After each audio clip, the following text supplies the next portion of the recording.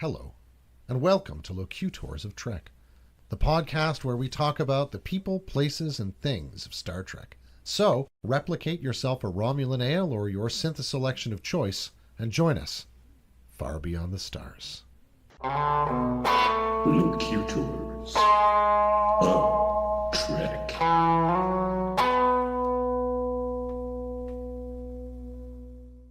Program initiated. Enter when ready. Well, hi there. It's Dave. And I'm Davin. We are Locutors of Trek, back again to... Here we are. To embrace the topic of relationships. That's right. Proximity alert. It's an interesting feature of the development of psychology as a discipline, and particularly the history of psychoanalysis, that where Sigmund Freud starts with the mind in its singularity, pushed up from the libidinous depths of the early creature into a kind of lonely ride atop the beast that is the id. And Jung tries to connect those things with notions of the kind of archetypal material we may all carry with us in more and less literal ways at various moments of his career.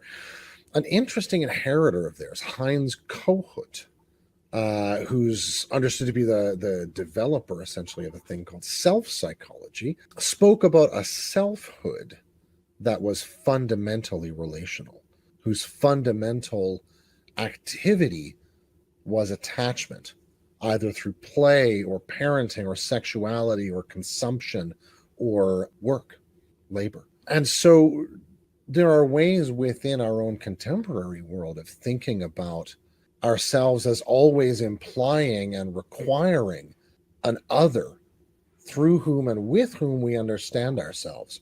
From the biology perspective, we're social creatures. Absolutely. We always have group been. Creatures, yeah. And that's not going to change anytime soon. We need to embrace that to get to the Star Trek. I think you're quite right, yeah. Get a little of the nuts and bolts out of the way, I guess. Oh, yeah, do it up. We've been expanding a little bit here on Locutors of Trek. You can check us out on YouTube and Twitch and Facebook, where we post our videos. And we do live streams. We're doing debates, our Debate 9, The Trouble with Trivia. You can even see some HeroClix getting played on there. HeroClix Star Trek battles on there. We're going to try to weave a bit of a story scenario through that. So that's fun. Especially for me. I just get to play HeroClix.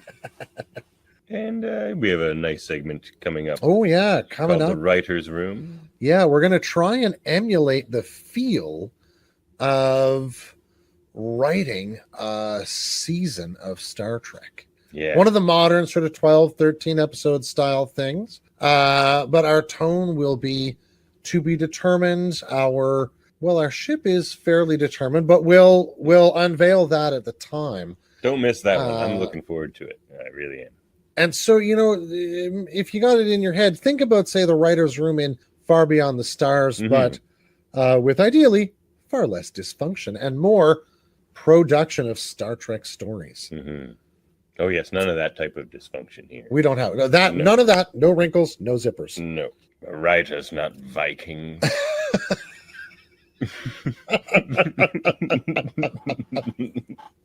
Vikings everywhere begin to bring out their copies of the sagas and Eddas and say, hey, no. But yeah, you can hear us play some songs on there too. That's but true. We're going to keep it different. There's a lot of other true. segments we have planned that are things we've done on the podcast here yet. And it's going to be a lot of fun. Yeah, we're branching out.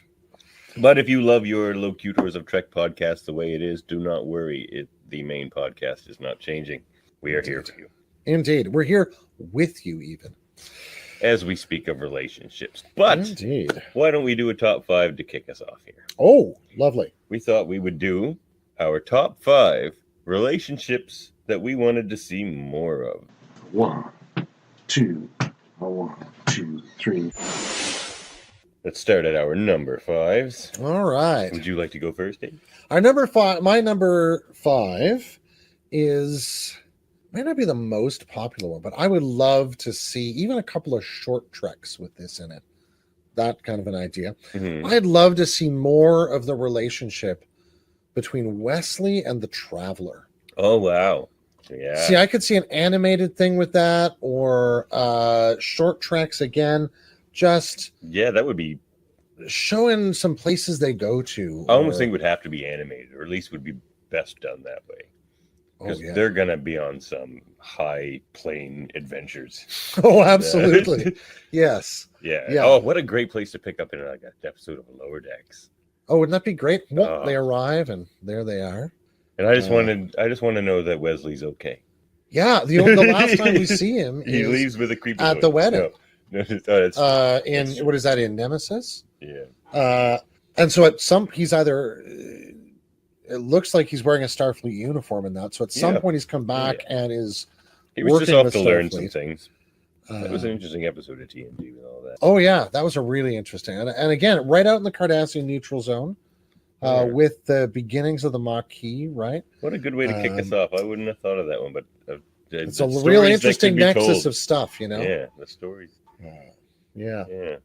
Well, my number 5 is Uhura and Scotty. And the reason I chose them is because in most missions, away missions, episodes even of Star Trek, the original series, it's Kirk, Spock, and McCoy beaming down to the planet. Mhm. So most of the time, or at least a lot of the time, during all the episodes we see, it's just Scotty and Uhura running things back on the ship, and we don't get to see a lot of that. Like, I think that's something that in a more modern show, they would have touched on a lot more. Like, that would have been such an important dynamic on, say, a TNG or a DS9 or something like that. These two who are always left to command the ship and everyone off is off doing things and getting into the space battles and doing the politics. Like, it's so interesting. Oh yeah. You get the engineer and the communications officer. I just think it, and I think they did kind of touch on a bit of a almost romance between those two in the series a little. Oh, I think, and Star Trek 6, I think, hints at that as well. Mm-hmm. Points at that. But even just the two of them on screen, like James Doohan and Nichelle Nichols, are just such great on-screen presences well, that them having a little more time would have been really beautiful. I think that's one of the things that left me wanting from that original series. Yeah. Well, I think the few scenes they really do get to kind of sizzle together in just give you a taste for more. You know, that'd be what a lovely thought. Absolutely lovely. Talk about a pair that don't get enough screen time. Mm-hmm. And this one is a real romance that never got to get wings. Is Tuvok and Nos. Oh, Tuvok and Nos. I really like the episode Gravity. Me too. From Voyager. Was that season 4 or 5? And the character of Nos. Yeah, played by no, I've lost her name, but she also played Tank Girl. Yeah, she's great. Lori Petty. I think that's right. Yeah, exactly. She's a great actress. I love her and everything. She was in A League of Their Own. Oh yeah, that's right. Yeah, yeah, she was she in pops up everywhere. Orange Is the New Black. Great actress. Mm-hmm. Yeah, and the way she shows up, you just get this whole view of a shuttlecraft and Voyager and all that sort of stuff. That is a lovely outside view that gets to come inside and get to know Tuvok in a whole different way. And that moment when they mind meld right at the end. Yeah. And it's he's finally ending. like, very sweet.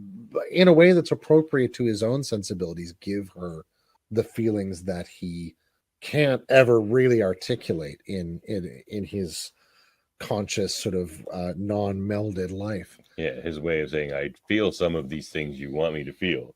I can never show you or tell you that. This is the only way I will ever be able to tell you. Like just be one with me in that sense. What a great character that would have been great to have join the crew though. And I don't know. When the episode started, I thought, oh really? Like, is she gonna? But yeah, that's a good one. She can't. But yeah, I like the way you're going with this. I admit I've picked a little bit more established characters. Oh, interesting. Right on. You've been going with, so I think this is nice. We might not get any crossover here. My number 4, Kapla. Worf and Kern. Oh yeah. This reminds me of the episode where they're just like, it's the last one of Kern where they erase his memory. Yeah. Sons of Moog. And they're just disagreeing about everything. And Kern's just like, well, there's one thing I know.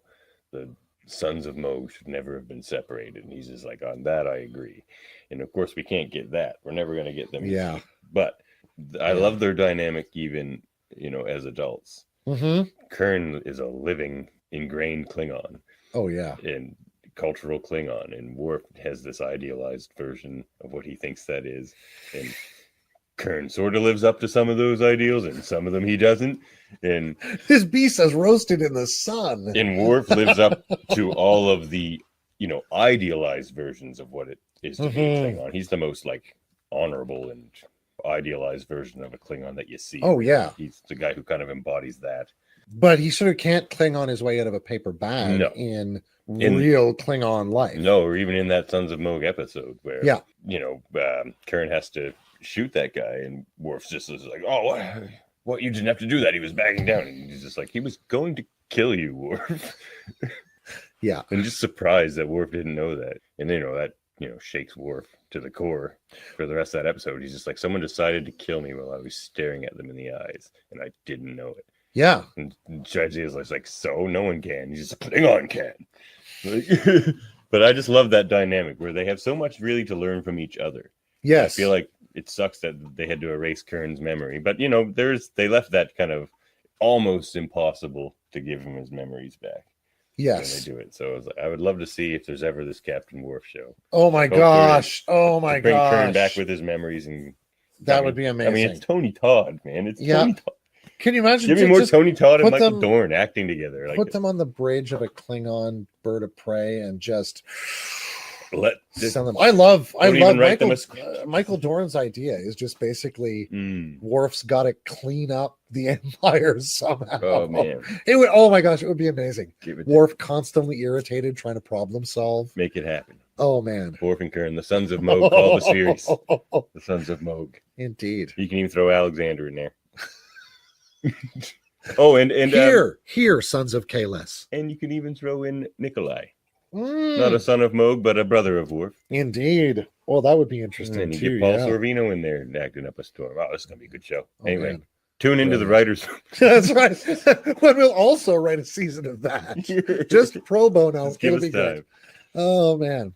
So my number 3 on this list is, well, these kind of have a what if quality to them, What if we'd had more of this? I wish we knew more about Romulan Commander, who is so sadly betrayed by Spock during the Enterprise incident.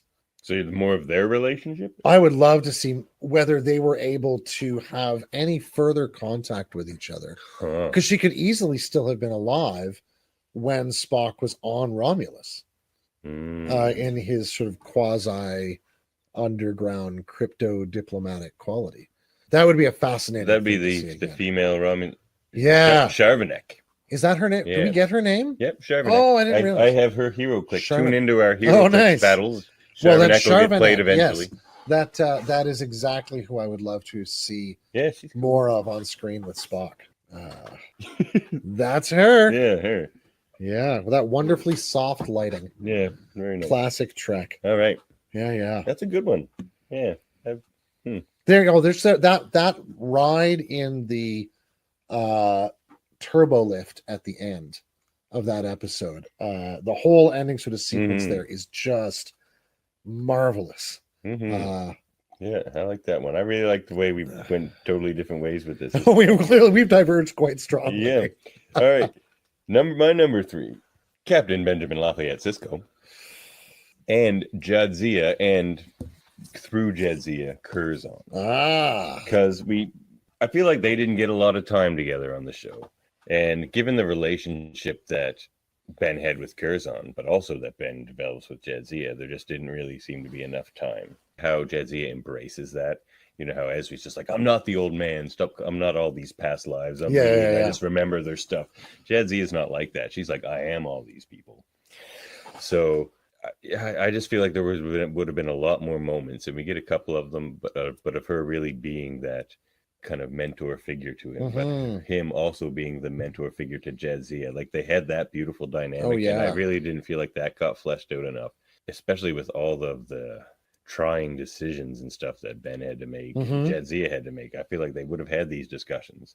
Yeah, even seeing her help him get into a little mischief, in a very sort of Curzon bringing Benjamin along to get into trouble with him would have been great fun too, you know. Yeah, and you get those sort of intimations that that's still part of their relationship, but we just don't get to see enough of it.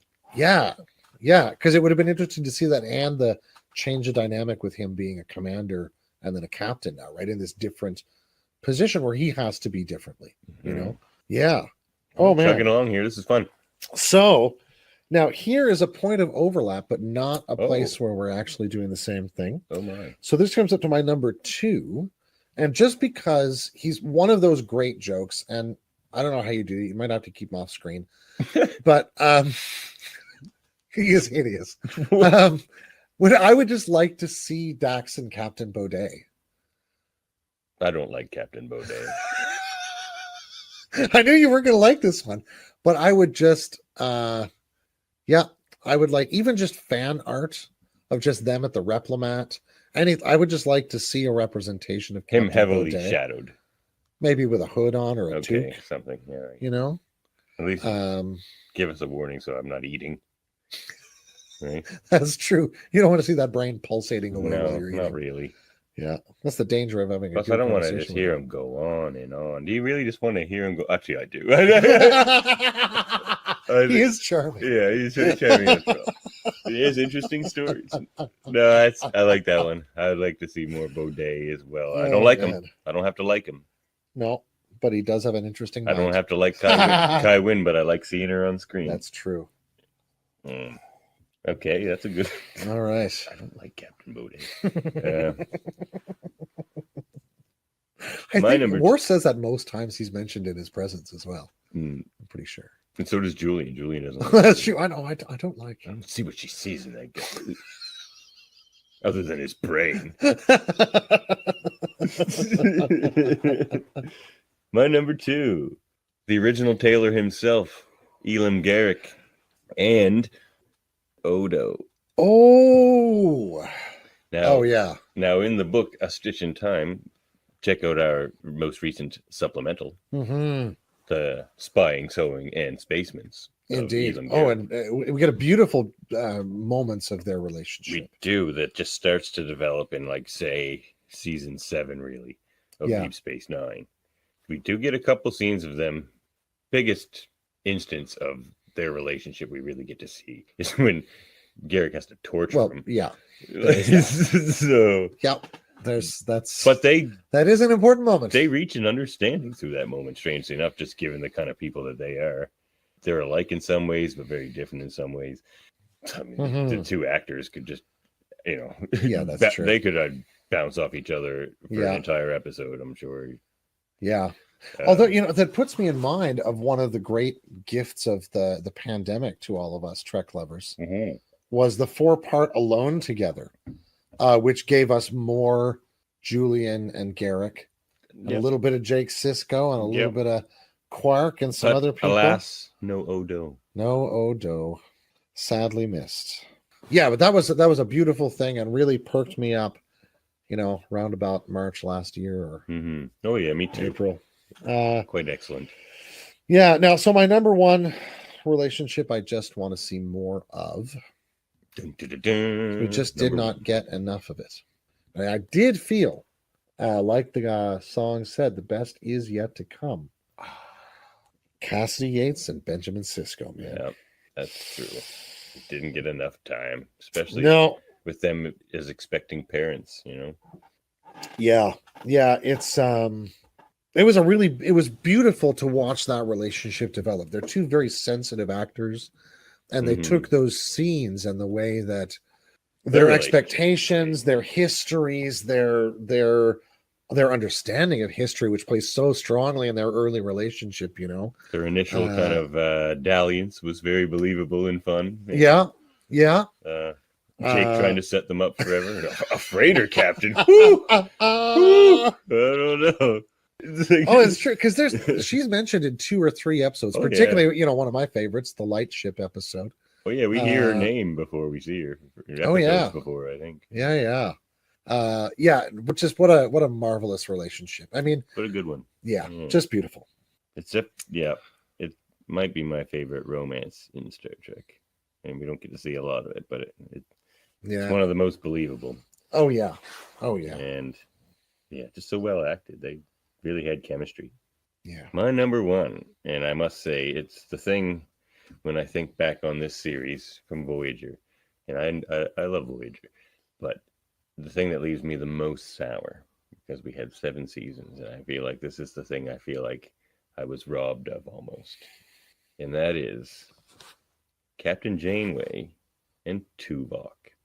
Oh. As go listen to our Janeway supplemental, the Janeway Protocols. As we know, their relationship goes way back, which of course they hint about, but he's really the only person that she has, at least until she develops like newer relationships with Chakotay and things, to really talk to, and for these years, and making these crazy decisions that no captain's ever had to make.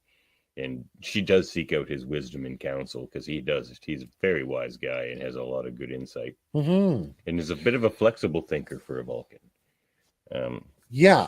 Like, he has more of a sense of humor than your average Vulcan too, you know. Oh, for sure. And he pretends he's not being funny, but he knows he is, and it's hilarious. But I don't think he's proud of his insight into humor. But they're also my 2 favorite characters on that show. So I just feel like I was slightly robbed of my 2 favorite characters really interacting, when really there was every reason for them to have had a lot more scenes together based on their past. And there's so much space in some of the later seasons taken up with the relationship between Janeway and Seven of Nine, which I love as well. Which is good, but it gets a huge proportion of screen time compared to some others, you know? Yeah, I just feel like there was room. There was room on that show for that. Yeah. And that's why I just feel I love that show, but I'm a little sour about that. I wish I could have seen more Janeway and Tuvok. Maybe we can get that going forward on Prodigy or something. Maybe bring back all the shows. Give them to us now, quickly. So yeah, that was fun. No crossover.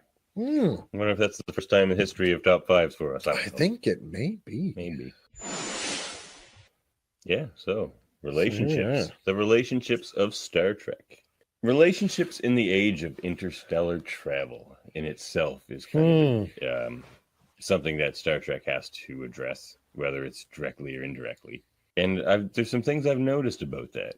First thing that comes to mind is like long distance relationships, and there has to be a lot of that, a lot of communication. You don't see people for a long time. What I notice about friendship in this age of interstellar travel is it's all about who's around you at the moment, it seems. Like if you see some character that has some sort of ceremony, whether it be a wedding or whatever, the people that they invite, like take Worf's best men, for example. Yes. He hadn't known Julian all that long at that. Like you're thinking, oh, what? No Riker, or no, like, you know, the people he had been close to on Enterprise. Like, well, they could have been 120 light years away. Right.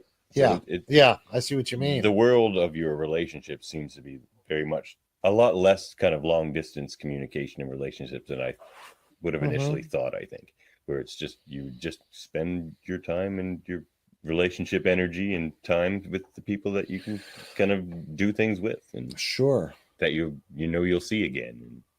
Yeah. Although, I mean, the interesting counterpoint of that is the way in which those precious communications that do come through from those who are far away, they're not super common, it doesn't seem like, but their appearance, and particularly, and that's highlighted really beautifully in Voyager, of course, and on Enterprise in a number of ways as well. The great game with the water polo match and all that sort of stuff. The finals. Precisely, right? You know, that way of characterizing distance by, it's almost like the arrival of the object, but the arrival of missing the person at the same time is a really interesting feature of that way of living. And I wonder if it wouldn't have certain kinds of parallels with life in, say, the Age of Sail. When people are going on these long ocean voyages and then living potentially the rest of their life in another part of the world that's so separated relative to the speeds at which they can travel, that writing letters. That's really what you've got, and that travel may take a long time in itself. And that's it. It's a really interesting point you make about that sort of feature of consciousness that there's. I wonder if that doesn't appeal to the sense of kind of rootedness in place, that kind of attachment taking place on a starship, where, just as you say, the place where I am doesn't stay stable. Even though, I wake up in the same bed every morning, whatever it is, I may be, at Rigel today, and, tomorrow we're headed for Tellar. So the sense in which those communications are really contingent, and the relationships themselves have the contingencies of deployment and that sort of thing. Now, I wonder whether we wouldn't find something different in different kinds of spacefaring arrangements. Like we see with, is it Boomer's family? Is that his name? Oh, no, he is a boomer. Yeah, he is a boomer. Mayweather. That's right. Yeah, that's right. Who, these are family vessels. And in that sense, your rootedness and your close relationships have a biological situatedness as well, in terms of a related family group. Well, yeah. But what we really see is a lot of Starfleet relationships. And I think you're right to characterize those in the sense of the contingencies of Starfleet life, Yeah. Well, another thing of major part of Starfleet life, interspecies relationships. Oh, yeah. Which is an interesting and very Star Trek type of relationship that we see in the original series. It all starts off with the human Vulcan dynamic. Absolutely. Yeah. Which is a great one. That one never gets old. No, you can do it again with Tuvok. You can always throw a Vulcan in there. T'Lyn in the most recent Lower Decks. Yeah. Season. And, especially given the questions of our own age about mechanization, industrialization, about the computer and the machine, as opposed to those features of ourselves which we more readily identify as sort of fleshy and feely and human and sort of maybe more ephemeral, but maybe more primordial as well, that tension is something that I think we all still work with as well. So thematically, that Vulcan human relationship is really relevant. But you're right, the other species we meet from attempting to draw the Kzinti captain and the slaver weapon into combat because they can't back down, to finding a way to meet each other in that cell between Garrick and Odo. You're right. There's a ton of ways in which those complications form the meat of great stories. As we see on Lower Decks again, some Kzinti have joined Starfleet. Yeah, I thought I saw a Kzinti in the background of an episode there, which was very interesting. That's our second Kzinti in recent Star Trek. Yes. There's We're having trouble with Kzinti. That's right. Shields up. Yeah, shield up. I like it that his house has shields. Just getting harassed by cats. That kind of is living with cats. But I think the series that has the most interesting take on interspecies relationship is Enterprise, being so new to them. They're trying to deal with Vulcans, and they don't understand that. Archer's trying to deal with Shran and Andorians, and they're all angry all the time. And he's like, I don't get this. Oh yeah. And him trying to figure out how to talk to a Tellarite is still one of my favorite scenes, of course. Oh, you're small and unimpressive. What a great piece of dialogue. My favorite Archer things are him trying to deal with who are they? He has to do the ritual and speak all. Perfectly. Oh, that's right. Oh my gosh. Oh my. Well, Picard has his great time with that with others too. Exactly. Archer, they made him chop some wood. Yep. Shirtless and sweaty. There's a lot of shirtless and sweaty on Enterprise. There was a sweaty time in Starfleet. It's true. It's true. They call it the sweaty years. The sweaty years. Yeah, they get the Warp 5 sweats. Yeah. But no, I love the newness and the rough and readiness. What were the uniforms they used in Enterprise? Sweatsuits. Optional. The decontam gel must have. Oh my gosh.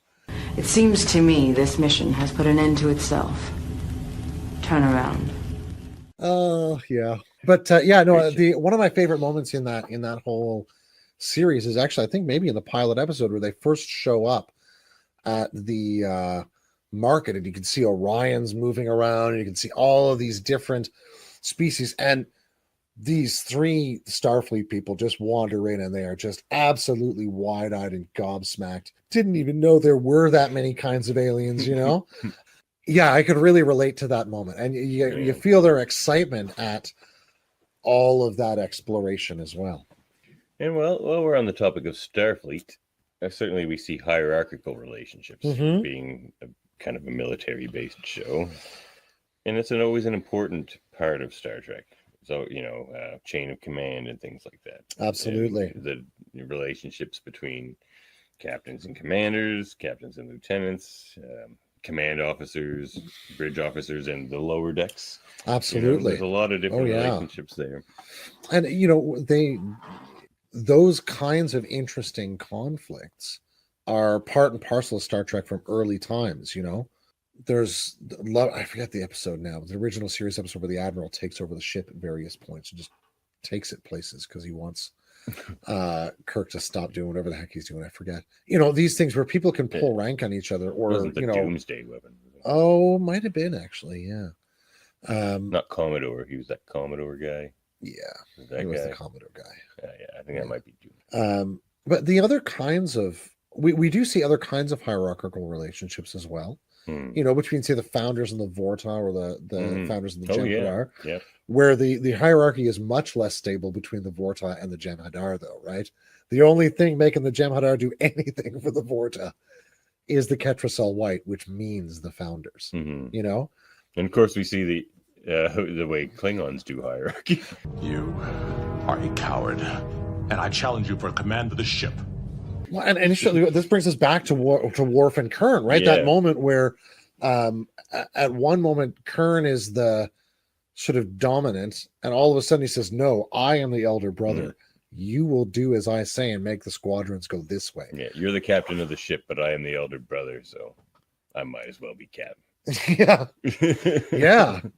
It's no Captain Kurn show; it's the Captain Worf show. Or even, at the moment Sons of Mo. when Worf looks at Picard and says, "You are my Chadich." Yeah. The Chadich will do what I say. Yeah. The Chadich will be silent. Oh yeah. Yeah. So good.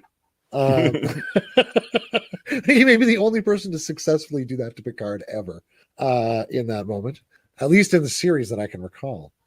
But yeah, hierarchical relationships have a really interesting sort of narrative power. In that they have this sort of force of authority, but they can also set up these great conflicts in terms of bringing ethical principles to bear in the immediate situation, And at least depending on the one, and one side of those kind of relationships will be like, well, I've been where you're at. Because in the Starfleet model and things like that, where you're just working your way up, it's like, yeah, look, I know I'm talking to you like an ensign, but I had lieutenants talk to me like an ensign, and they called me Ensign Babyface. Yeah.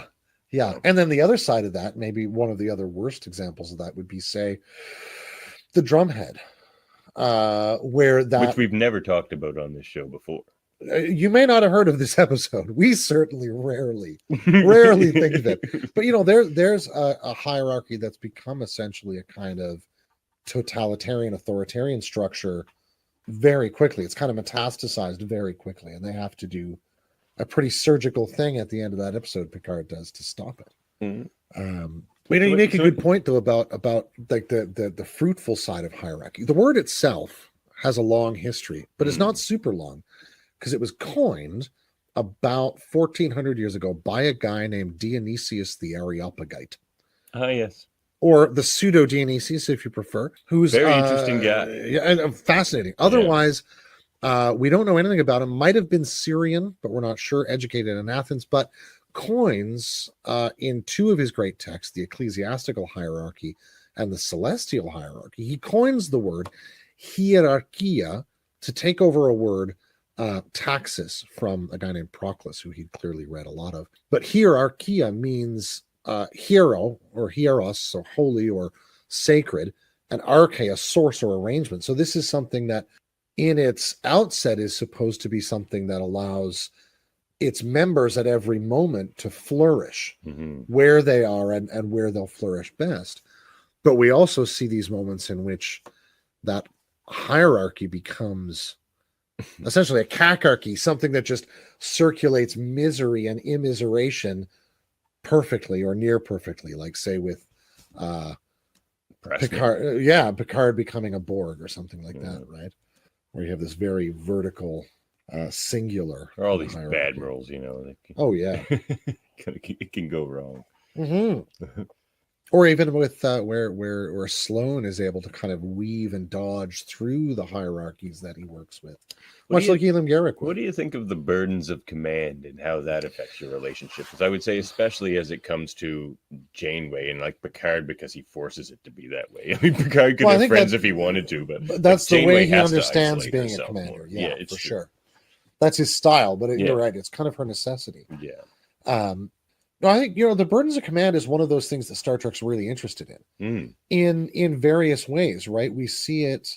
One of the most beautiful negative depictions of it has to be Jake Sisko's experience on the battlefield, where he sees the kind of negation of the command structure. He sees the negation of courage. He sees the negation of all these things, but nevertheless comes confronted with a real living and dying soldier on a battlefield. Great scene. Which just levels them completely, right?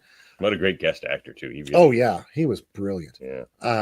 But at the other side of that, we see, as you say, those captains and commanders who end up necessarily in a singular position where they have to do something ultimately supported but alone. So what do you think of the burdens of command? I do find interesting the different ways the captains we see handle it. They all handle it very differently. Like you say, Picard understands this isolated view of command. He's like, I have to remain objective and I can't like these people too much. I won't be able to make the right decisions when I need to. And of course, Janeway has to force this isolation because it's just a complicated situation they're dealing with. She's struggling with objectivity already because it's, she thinks of it more of a family. Sure. And because of guilt with her, she's isolating herself through her guilt. Sure. But I find Sisko is interesting too. It's like Sisko will be your friend. He just wants to scare you a little bit. Oh yeah, he definitely wants you to know who's where the buck stops. Yeah, he does it to Worf. He does it to Jadzia. He just and even Kira. He snaps Kira right back. The first episode, she does a runaround on him and contacts the Admiral. And she's just like, let me tell you why that's not happening. Yeah. Now, Kirk's command style to me is an interesting standout, maybe most closely mirrored by Archer's. And I think in that sense, placing them in that part of the history makes sense. It's more traditional, I guess. Yeah, but Kirk is, the whole notion of sort of cowboy diplomacy that both Spock and Bones remark on at a couple of points. Archer definitely wants to be your friend. He does. He wants to be inviting everyone to dinner in the captain's on the team. He's a big team guy. Kirk understands himself to be special. Yes. And that's one of the things that makes him James T. Kirk. Yeah. And that completely inflated sense of self is matched by deeds, because it's like he throws the idea of James T. Kirk at a situation. There's no Kobayashi Maru when there's James T. Kirk on the bridge of the Enterprise. He'll just cheat. Yeah. Hey, if you ain't cheating, you ain't trying. A great cheater once said. But his relationship to command is athletic. Yeah. And in that sense, to me, he's very much like Archer, but he's also very much like Riker, particularly the Riker we meet in Lower Decks. Yeah. I love Riker, Lower Decks Riker. He's like, what are we doing? We're gonna have to shoot our way out. But again, you can Give see me 3. Oh. One of the interesting things I find is when we see the crew of the Titan, they have such a different character than the crew of the Enterprise. They're a bunch of yahoos. Oh yeah, and he got the crew he wanted. Absolutely right. But their remark about string concertos, you can really see the way in which one of the burdens of command, or the realities of command, is that the style influences the whole culture of the ship. And that's Yeah. true institutionally as well, right? If you got a bad manager up top that you can't dislodge, that's just terrible to everybody, but no one can do anything about, your dynamic in that group is gonna develop in certain very particular, guarded, self-protective ways. And that could well be something more like the command style that we see, say, on Cardassian ships, where there's an awful lot of infighting and constant plotting against each other. And the captain is elevated even more so on a Cardassian ship. Even Like the even way in we the see the freighter ranks structure. where they're expected to take a cut of whatever they're hauling and Mhm, everything. It's just- mhm. The captain have a lot of privileges on a Cardassian ship. Well, and You know, the Deep Space Cardassians Nine as a enjoy a station little bit of makes that power. point really well, right? Yeah. Like the way the office is so Yeah, high yeah, up those exactly. steps and everything. Yeah, Uh, not they very remark on that at a Starfleet. couple of points. They you know, do, yeah. uh, They like to look down. Ducat like to look down, see absolutely. what was going on. Yeah. Yeah, And so that verticality is something that gets remarked on a lot of times, you know. Whereas you think about I love the structure of the Klingon bridge, where the captain is literally like in the middle of this red space, surrounded by these pipes that are like arteries. It's like he's just a heart, yeah. or whichever, you Yeah. know, The Klingon heart. just beating away. And right, Yeah. and it's such a beautiful evocation of what they are as a spacefaring people, their relationship to spacefaring and each other. That they really need to have that thumping the consoles, let's get moving kind of song happening, you know? Yeah, and I like when Jadzia describes how it works, and Chief's just like, "What? How does the ship run if everyone's plotting to kill each other?" She's like, "Oh no, it's not that bad." Like, I mean, they are all plotting to kill each other, but it's like, you know, most of them aren't going to act on it. Yeah. Like, lots of fistfights, very few murders. Yeah. Oh yeah, like, when you know? Alexander gets in the fight. She's like, "Hey, but he was just gonna cut him a bit." Yeah, you He made me wasn't think, gonna kill just a him. whole ship full of Jane Cobb. Yeah, seriously. Yeah. I was going to get me in here.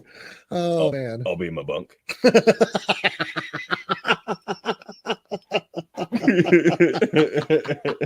Oh, one of his best lines. Yeah. He has to say it twice in that episode. That's true. This is not a Firefly podcast, but No. I do love Firefly. Oh, gosh.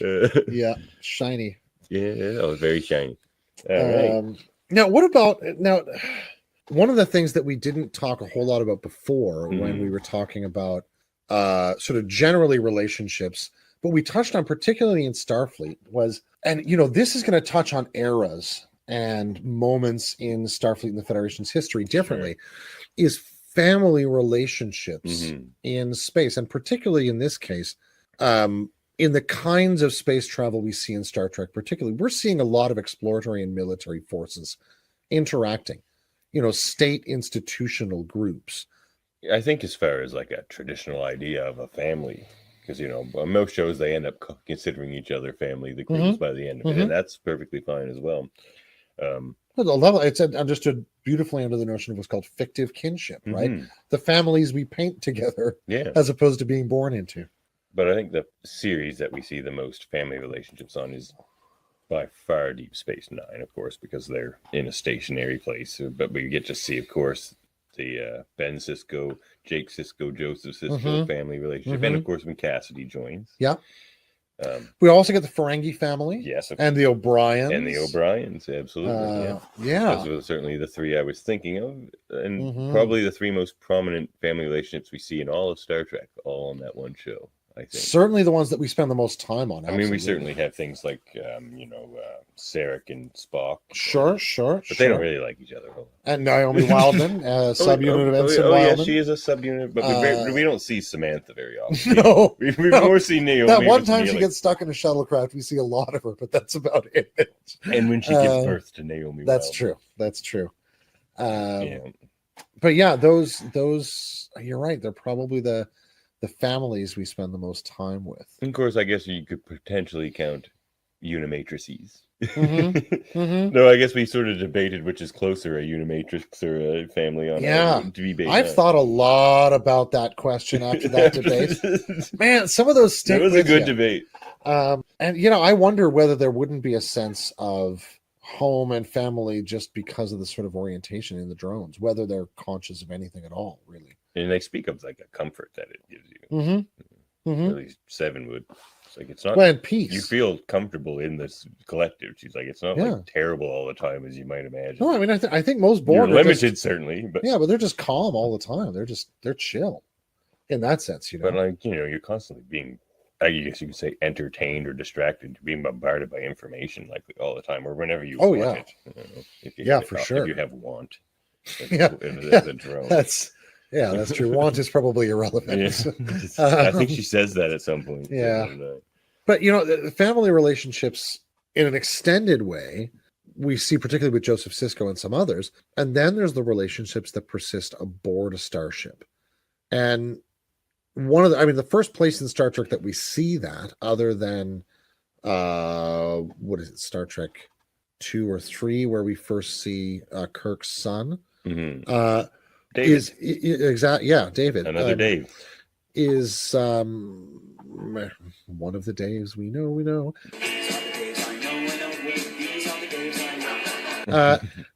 Sorry, another deep historical Canadian cut there. But no, the relationship that I'm thinking about are the families on the Enterprise D. The fact that there are children and families aboard is one of the things that initially set it apart from the original Enterprise. What is this boy doing on my bridge? Right? That family relationship, particularly Wesley and Beverly, that's another one, and to Jean-Luc as well, is a really interesting relationship. But the fact that was a relatively short-lived piece of Starfleet history is also interesting to me. The design, from what I understand, the design lineage of the Nebula, Galaxy, New Orleans, all those sort of sets of classes, was intended because they were looking forward to something that was largely peacetime. Now, by largely peacetime, we still mean that like the Cardassian border wars were happening on and off throughout this. Oh, yeah. There were fights with the Tailors and all sorts of people, but the Zencat. There weren't massive wars with the Romulans or the Klingons or somebody like that, which had so dominated their perspective that in Kirk's time, they very much were a fairly militarized ship in some ways. So the idea with these newer sort of Brahms-led designs were to have a more pacific, a more exploratory, get back to that time when we were explorers feel about them. But it meant that they sent families into space. Absolutely. Now, interestingly, this has historical relations with a period that I've spent some time on, which is blimps. Exactly. Zeppelins. No, the early months and years of the First World War were characterized in England by something called Kitchener's New Army, which was in large part composed in its newer recruits of something called PALS battalions. Those would be a battalion of people drawn up from a particular area, town, Lancashire or the 51st Highlanders or wherever we're going to go from. Many of these regiments were drawn up with brothers fighting side by side and all sorts of things, such that once the disasters of 1914, 1915, and early into the Battle of the Somme in 1916, summer had shown their terrible toll, that sort of troop arrangement was broken up because the populations back home, the families just could not endure a whole town getting the letter notice that, Johnny or Timmy or Billy or whoever it is gone or in a hospital somewhere with, serious, terrible wounds or whatever it is, right? So the casualties became so brutal that they had to change the way they organized because of their fundamental understanding of the function of the family and of the fabric of the nation that these people were up shooting people about. That it would end up just tattered if they let that go on.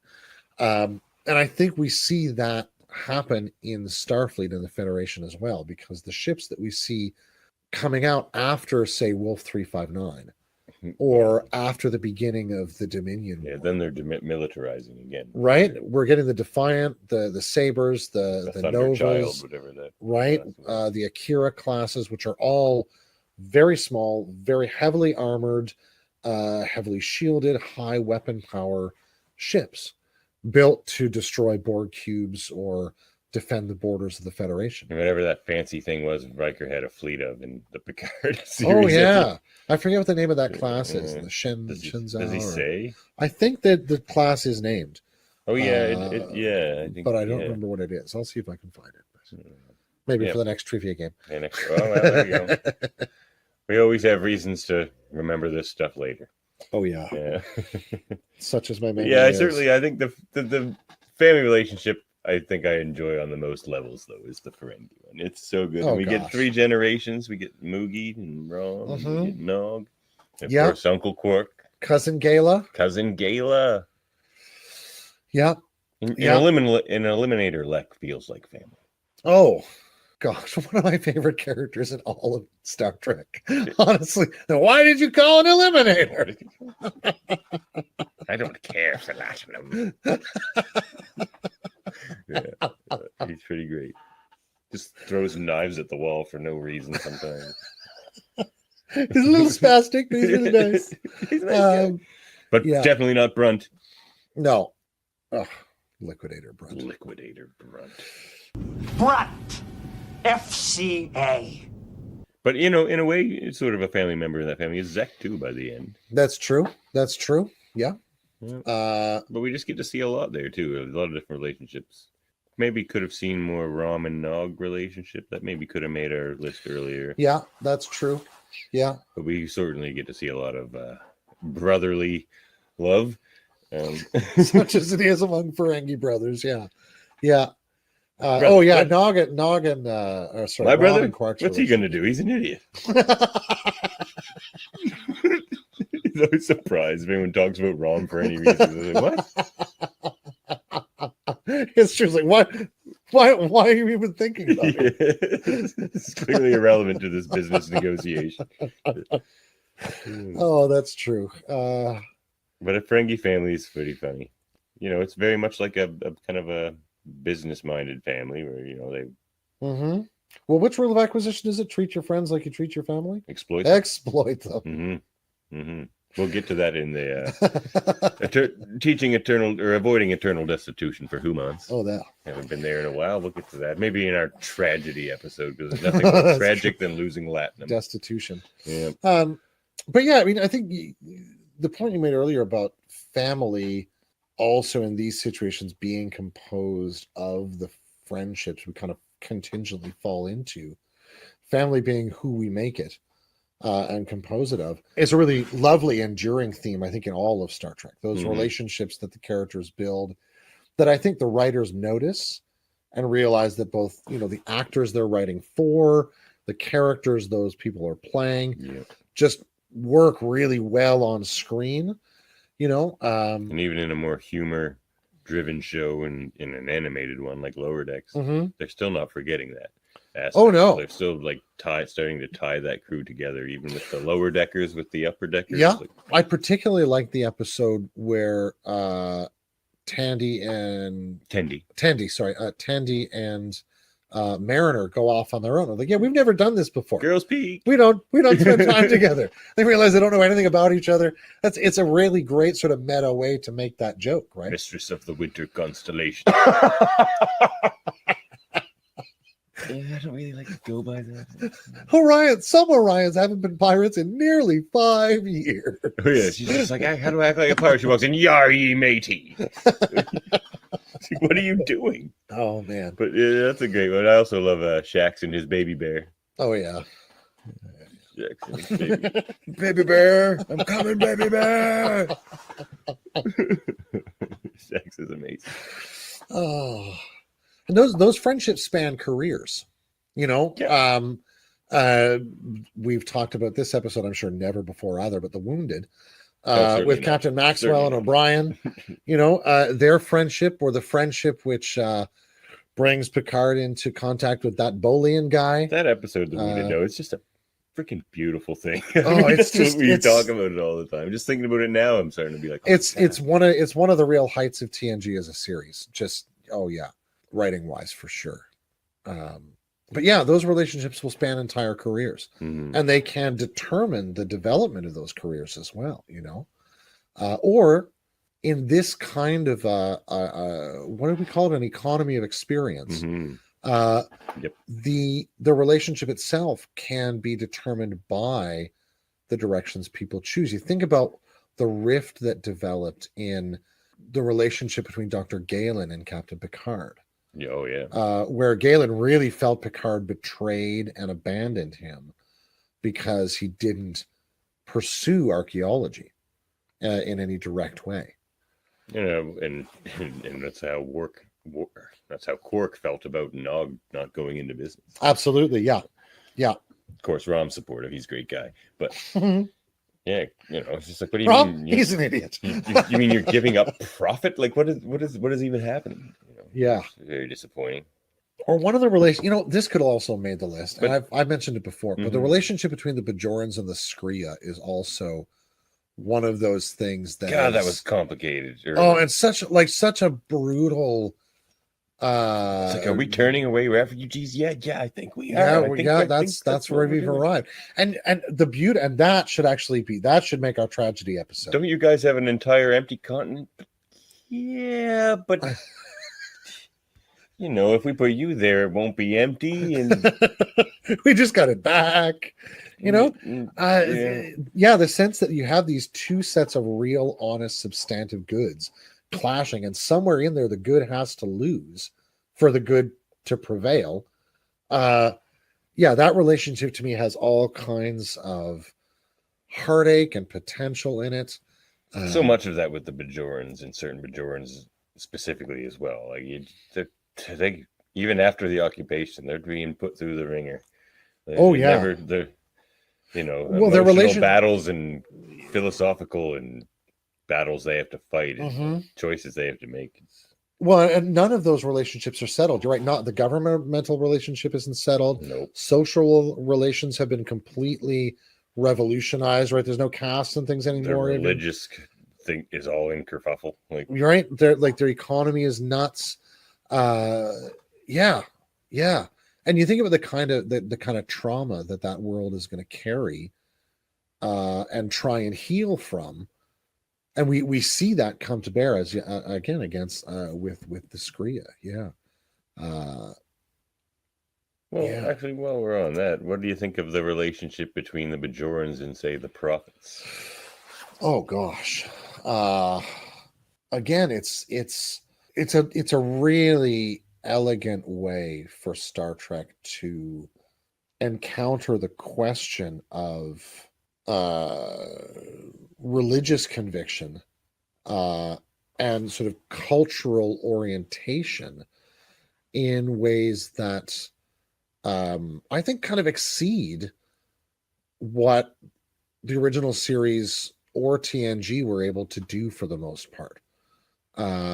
Because you get this long form meditation on what the Bajoran relationship to themselves, to their prophets, to the institutions, the Vedics, the assembly, all that stuff that exists to kind of mediate the prophets and the Bajorans. It's just quite a unique relationship in Star Trek. You get to see played out in many other ways. Well, and that to Klingons with Kahless, maybe. But to me, one of the most extraordinary things in that whole complex that they show is the fact of the orbs of the prophets.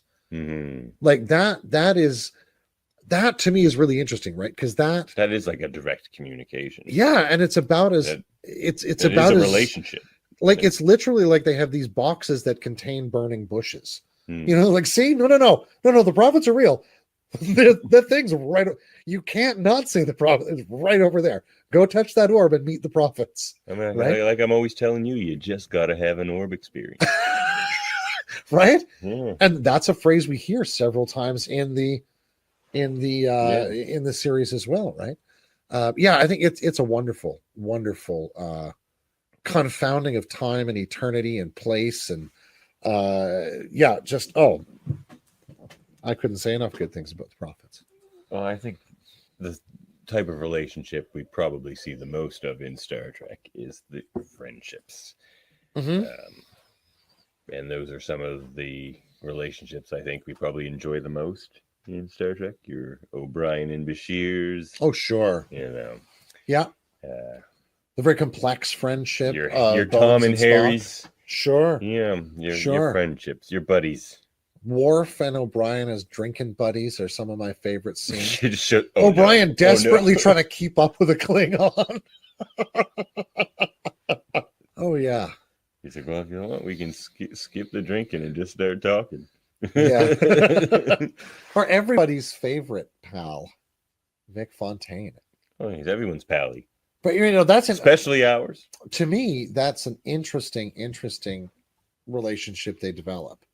And partly I love it that they just lean so hard into that 60s aesthetic. Kind of the Vegas, LA aesthetic almost. But him and Nog's friendship is great. That's just what I was saying. The kind of therapeutic quality that Vic has demonstrates one of the primary functions of the holosuites, but does it in a way that's so lively. Almost a bit of a mentorship going on there. Oh, yeah. Yeah. Yeah. And what Nog's able to do for him is quite beautiful as well. That and a good heist. Oh, you know. When Frankie Eyes comes to town. Yeah. They call me Frankie Eyes.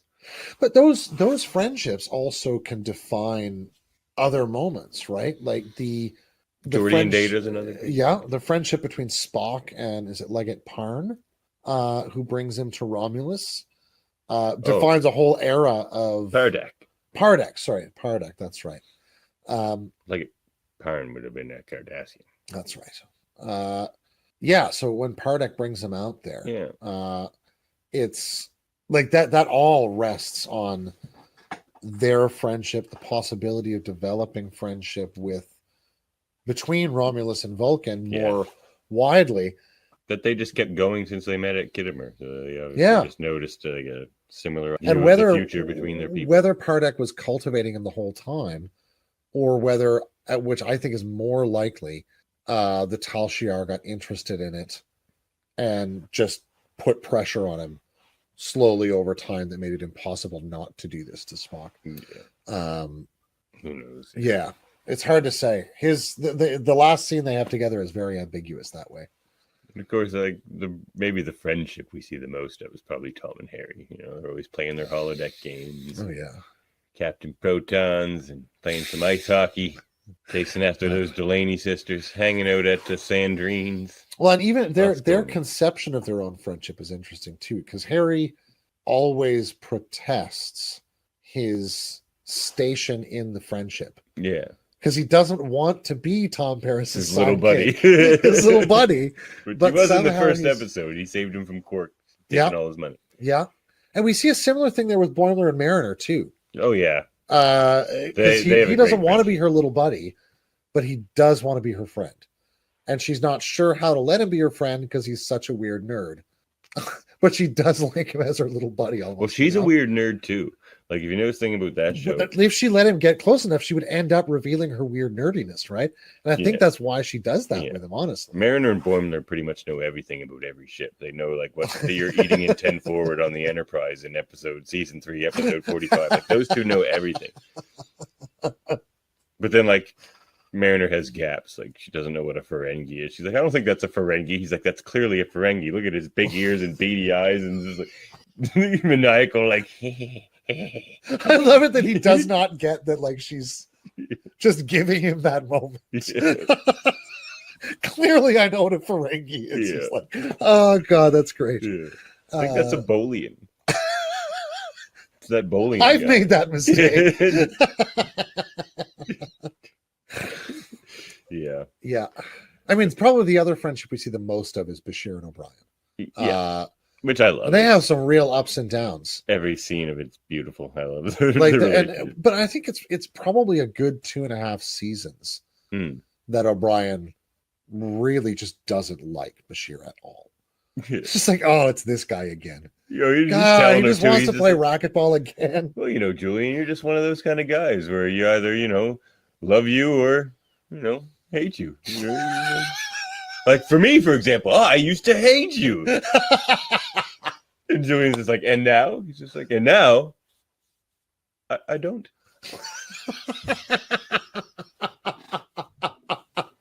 The relationship is so good. Oh yeah. They're like drinking. They're all like really drunk at Chiefs. He's just like they're like singing that Jerusalem song. They're Oh like, yeah, that was beautiful.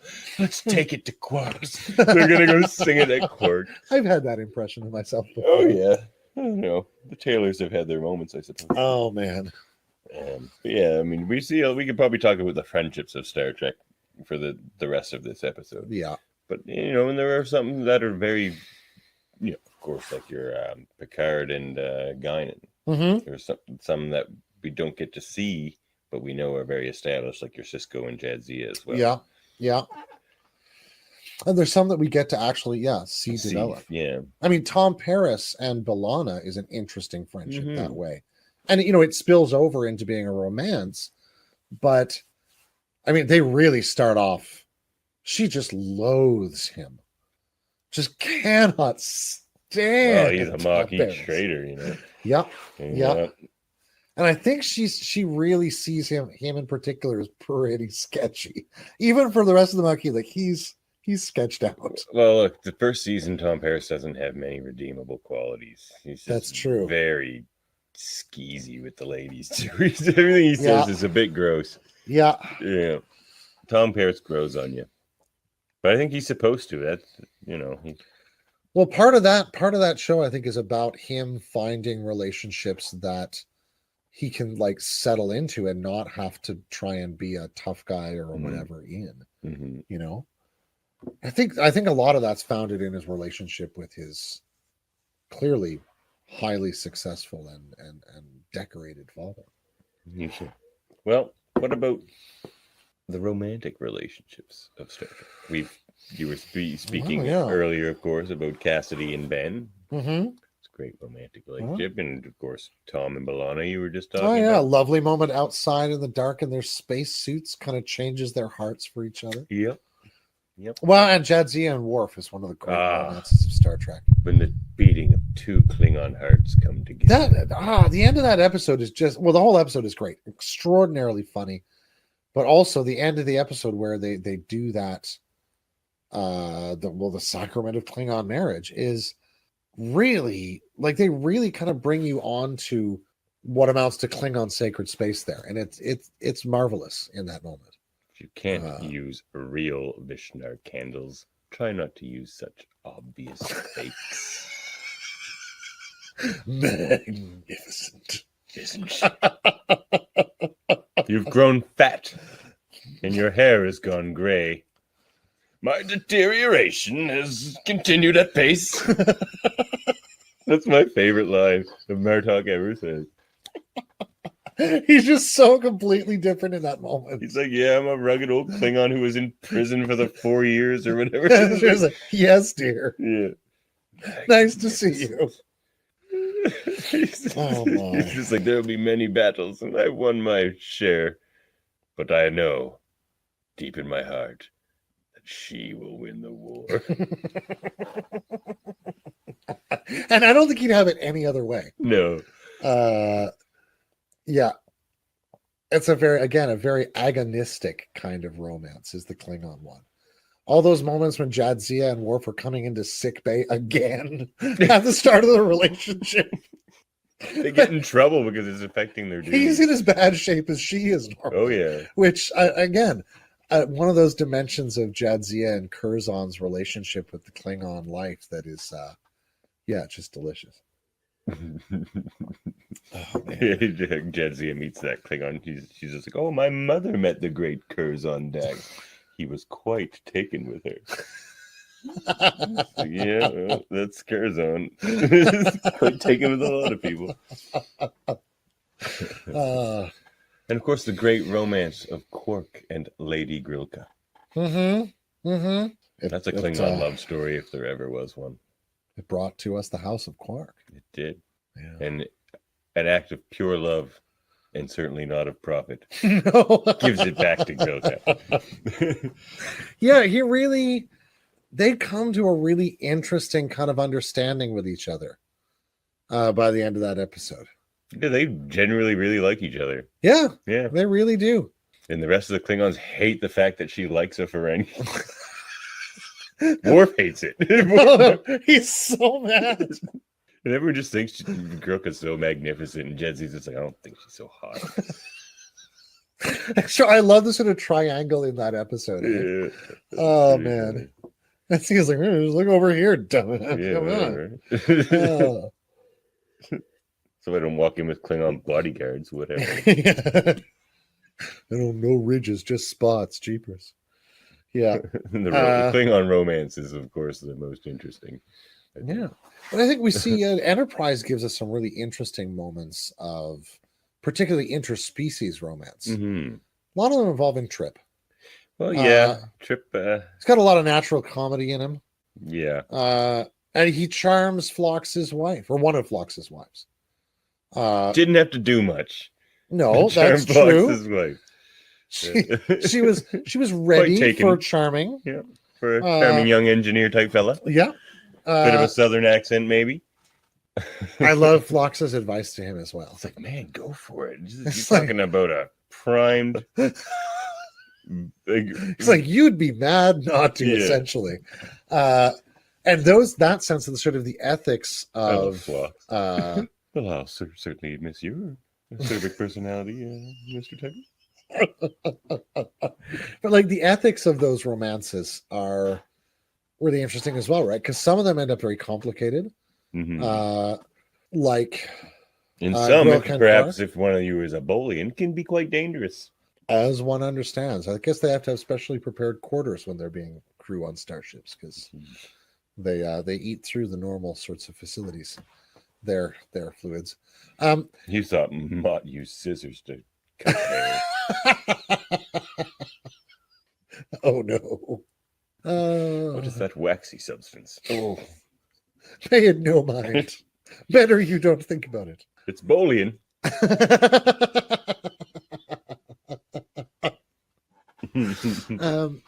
Yeah. I think we also see romance evolve in Star Trek too, right? Mhm. I was watching the first and second season of TNG Mhm. with my little fella, and at one point he remarked, "Is like, does Riker do this all the time?" Oh. We were on Angel 1. Oh. And he's like, "What is Riker wearing, Dad?" I said, It's role reversal. It's supposed to be funny." And he's like, Might be "Oh, a shirt, might be a kerchief. Okay, No. then." Yeah, some of those things don't age as well. Hmm. But some of the depictions of romance we see do age really beautifully well. Especially back again to that moment with Spock and I've forgotten her name, so I'll call her Romulan Commander. Charvenek, there you go. Which is again a beautiful scene, or the love that develops between, now I've forgotten her name as well. And Khan, the scientist that decides to leave with him. Yeah, geez, I forget her name too. Which is part of the reason he comes back after Kirk in the end, right? Because she couldn't handle it, whereas he and his augments could. Gotta tell you though, Khan, not all that charming in Space Seed. I don't really know what she saw in him. I mean, handsome fella. Yeah, But she seems particularly attracted to power. confidence and power. Yeah, He's got that. Oh, in spades.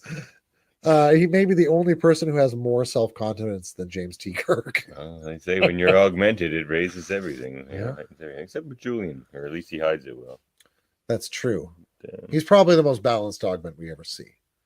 What about, did you mention Khan, enemy or nemesis or antagonistic relationships in Star Trek? Of course, Kirk and Khan's a great one. Yeah. Kirk and, Krug.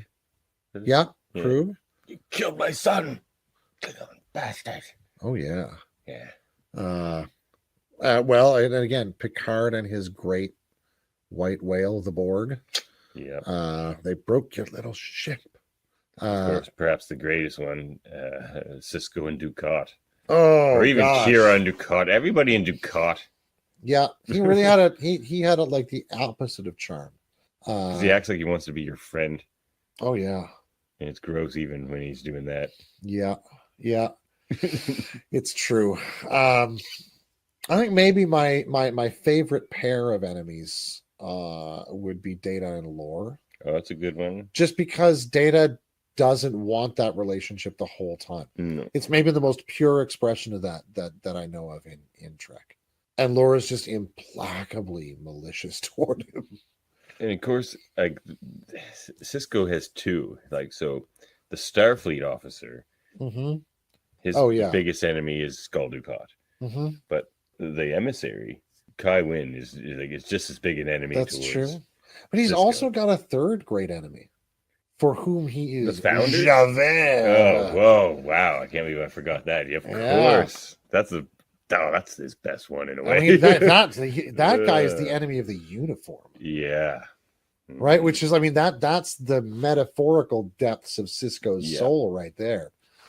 Change your uniform. Oh yeah, he I think we can honestly say hates Eddington in a way that only Dukat in that cave is really able to bring out of him as well. And that is a crazy episode. And like Eddington always knows where Ben's coming from. Like Ben's trying to figure out how Eddington turned into that. You know, he's just like, oh, I thought he was a good officer, but you know, Eddington's always like, I was like you, Ben. I know where you're coming from all the time. Like, it's why he's always one step ahead of him too. He understands how Ben thinks. He's like, I used to think like you. Yep. Then I grew tomatoes. They were delicious. Yeah. So I joined the Maquis. It is an odd story when you paraphrase it like that. Although, honestly, a really good sun-ripened tomato is pretty much akin to a religious experience. That's Still some in my greenhouse outside.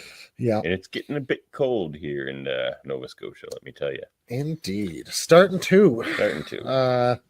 Yeah, enemy relationships are present. Star Trek works with, and sometimes that's allowing an enemy to be an enemy, like with Dukat.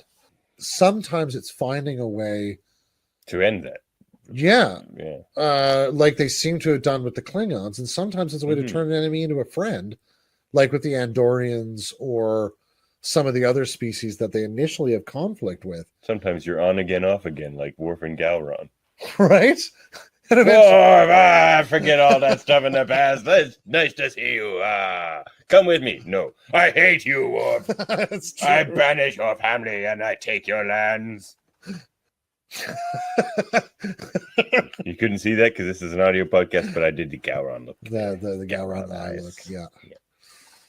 Wish there was a sound for that. Like, that lovely growl. No, that's your Gorn impression. My Gorn impression is my mistake. It's a subtle difference. But well defined. Thank you. Yeah. You don't want to hear my Bolian impression. Oh, I do. We'll save that for the next bug. Gotta give people a reason to tune in. Oh, that's true. Next time for really Dave's make Bolian noises. And what could he possibly be talking about? Don't worry, it's caustic. All right, well, we're talking about enemies, and of course, you know, there's Janeway and the Borg Queen. I don't know if I guess Archer's biggest thing was Zindi, maybe. Yeah, and the Suliban for a while there. Yeah, Silic. Yeah, that's true.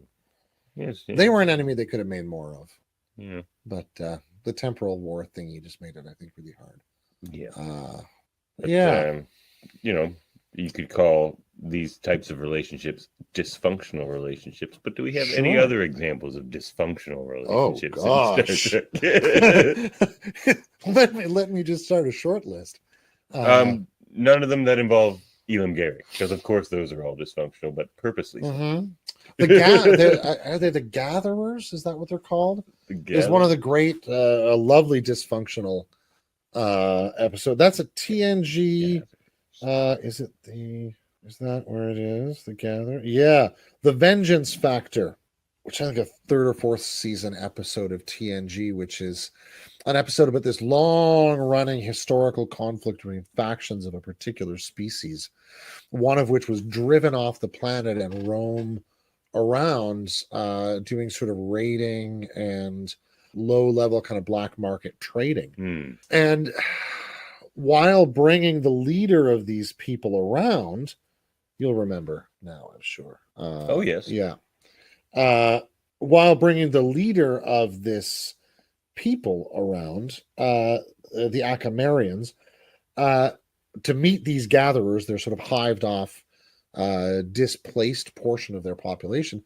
Leaders among the gatherers and others start to die. And it's revealed eventually by the end that the Akamarian sort of leader's bodyguard, her servant, is this genetically altered living revenge weapon who's over 100 years old, has long has exceeded the lifespan of a normal Akamarian, and exists only to get close to leaders or members of this particular clan of gatherers who were responsible for massacring her own clan. So this sense of this generations long historical vendetta plays out with the Enterprise as a sort of unwilling instrument or unwitting instrument of all of these murders. Deeply dysfunctional. One of the other more dysfunctional things we've seen is the relationship of the people that on that planet that Kaiopaka lands on and has to stay on. Yeah. Oh, that's dysfunctional. Yeah. That's true. Yeah. And, Seska and anybody. Yeah. She's a bit of a dysfunctional character. Yeah. The Cloud Minders is also a great episode of TOS that shows a profoundly dysfunctional relationship that to me sort of evokes the relationship between the Morlocks and the surface dwellers in Wells is the time traveler, the time machine. This sense of a sort of but they flip it, right? The subterranean ones in this case are the I think the servants, and the other ones living above the clouds are these people who simply live a life of bliss because of the immiseration of these surface dwellers and others. And so, there's the other one, that great early TNG episode about the two species, one of which is addicted to the cure for this disease that the other one produces. But they're actually just keeping them addicted to it, and they don't even need it. Yeah. The disease would have died out long ago by now. Yeah. That's a bad one. Yeah. The intentional sort of addiction of another group. I'm telling you, there's dysfunction at Starfleet Academy. What? At least with your Are you elite slandering Red Squad again? Look. Or Nova Squadron as well, I think, wasn't it? I've made it very clear that I believe if we took the masks off all these elite squadrons, we would find admirals. I'm very clear about that point. Well, Starfleet Security used them precisely for that. There's dysfunction at Starfleet Command, too, let me tell you there. Well, they did allow themselves to get completely infiltrated by a weird worm thing in TNG right at the end of season 1 there. Remick. Yeah. They've had it feels like once you get to Admiral in Starfleet, you either just become a total jerk or break bad. Yeah, we see very few well depicted admirals in Starfleet. It's not a good character to show up as. Well, I think we're getting near the end here, but I think we have to talk about the most important type of relationship in Star Trek first. Save the best for last. Okay. The business relationships of Star Trek. Because as you know, there is no more important relationship than that of a business transaction. Sailing the great material continuum. It can be treacherous. It can be. But yeah, business relations dominate an enormous amount. Yeah. Yep. Mostly with Ferengis. We're not on Ferenginar. I think part of what we see about the Federation is that one of the weird things about them is that for a society that's not interested in, at least at the Starfleet and at the level of humans, doing much with money, they're extremely wealthy and intensely productive. And they love trade. Yeah. Unless you're Bones and you're trying to book passage. Oh, that's true. That's true. To Genesis. Yeah. How can I get a damned permit to do a damned illegal thing? Take permits, many. Ooh.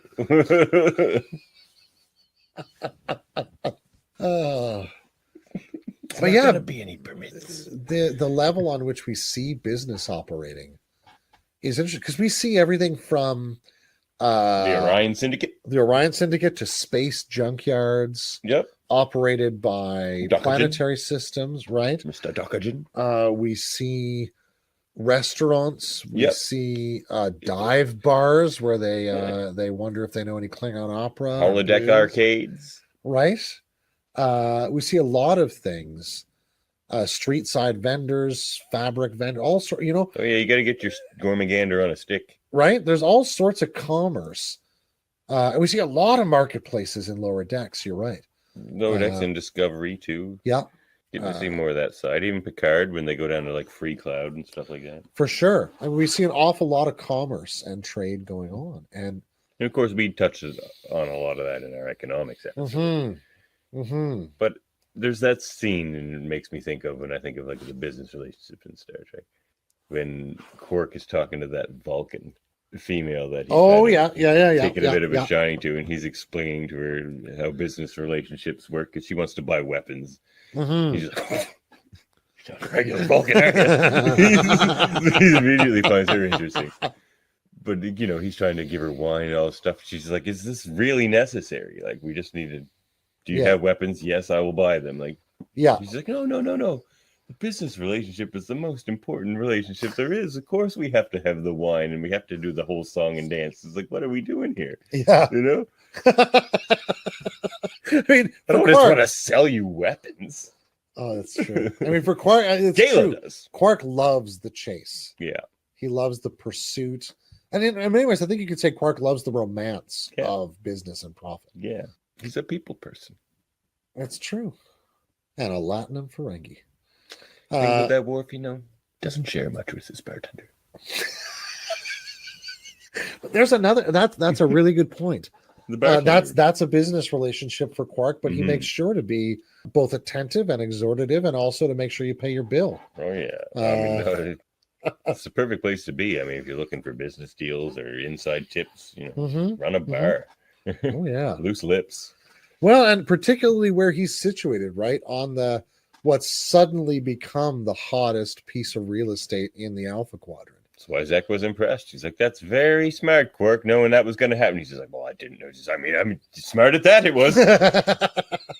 Yes, it certainly was. Biding my time, sir. Yes. But the business relationships also begin contact with the Dominion. It's that one of those first trips that Quark is taken out there to make negotiations that they first even hear about the Dominion early on in season 1, I think. And those business relationships carry us through a huge amount of that series in particular. But business, again, is hugely important to Voyager. The relationships they establish along the way of trade, of exchange.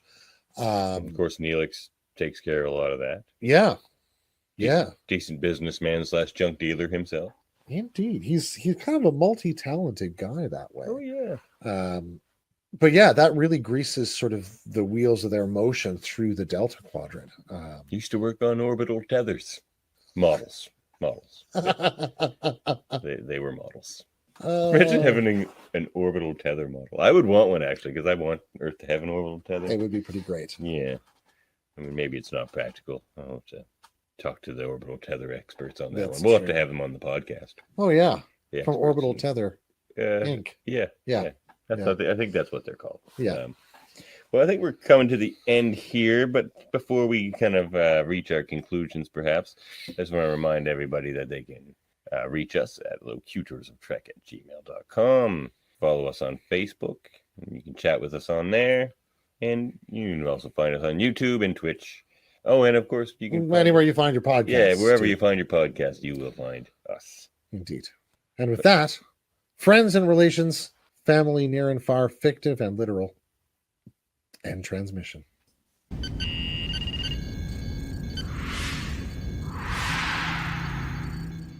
Well, thanks for that. Then, we'll just take a new heading. We didn't see it. I don't know how we missed that. I mean, I wasn't at the censor station. I'll tell you that. Well, thanks. Right. Shuttlecraft out. Man. It's a good thing that Romulan warbird there was just there to No stop us kidding. from hitting that asteroid. No kidding. Holy. And it's a good thing you have a Romulan grandfather.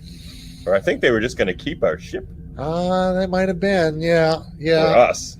Yeah. Luckily, one of the other captain was a Northerner. You know, Oh, well. that's good. That helps. Well, yeah. Yeah. But, Yeah. well, we missed that, but we're going to have to change course around this asteroid That was field, that's for exciting, sure. though, wasn't it? It was. I've never seen anything decloak before. Whoo! Oh, man. Do you see I've that? never seen an asteroid blow up a few feet from the ship. No. And that disruptor. What a lovely hue of green. But it interrupted your blue moon. A little bit. Hmm. Yeah, a little bit. Where are we off to next? Oh, gosh. Let's see. Where are we on the itinerary here? Where's the itinerary? Well, we're... What do you mean? Oh, I put it in the nav. I have it. Oh, great. Where are we off to? Okay, We're so... 3 dates in. We're on date regular 4. intro, Starbase. Well, we're off to... Draylon 2. Draylon 2. All That's right, exciting. I here haven't we been go. to Draylon in years. Oh, I've never been. What's it like? It's the best Draylon. Oh, the king of the Draylons, if you wish. Draylon 1, Draylon 3. Psh, get out of here. Draylon There's a 2. reason we're playing It's the Draylon sweet 2. spot. All right, well, I'll put that in then. Welcoming to fellows like us. 332 Mark 8. And warp 3 point... Do you think that 3.4. Romulan warbird would escort us there? I don't know. They got tractor beams. It's worth a shot. Do you want to ask them? We'll play for our supper. Let's do it. All right, hailing frequencies open. I was joking. Do not open that hailing frequency. You should have seen the look on your face. Oh, Joe no. Montree. Got me again.